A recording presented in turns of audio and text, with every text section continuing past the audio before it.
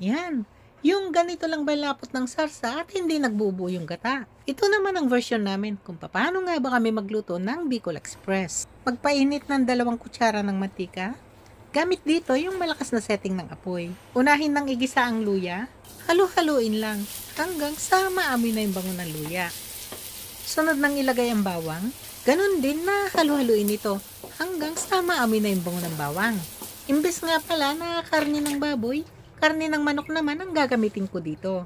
Mas masarap to pag lulutuin natin pati yung balat. Boneless na nga rin pala to.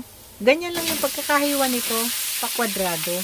Patuloy lang itong igisa-gisa hanggang sa magmantika na yung balat ng manok. Paalala lang na huwag masyadong maliit yung pagkakahiwa ng manok. Pagkaluto kasi nito, liliit pa to. Yan na nagmantika na yung balat ng manok.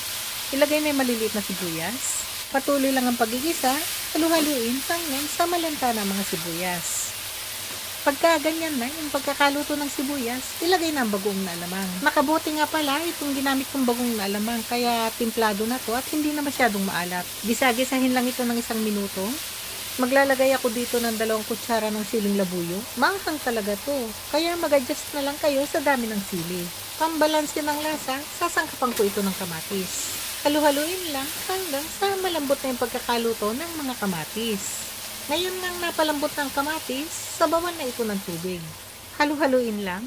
Pag nakita na nga itong kumukulo, pwede nang ilagay yung gata ng nyog. Kung available nga lang, pinakamainam talagang gamitin dito yung sariwang gata ng nyog.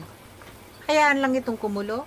At pagkakulo, lutuin pa ito ng 20 minutos. O kaya naman ay hanggang sa mapalambot ng karne ng manok. Gamit dito yung pinakamahinang setting ng apoy. Sa pagluluto ka pala ng kahit na anong ginataan, siguraduhin lang na gumamit ng mahinang apoy. Lalo pa nga kung sariwang gata ang gamit dito.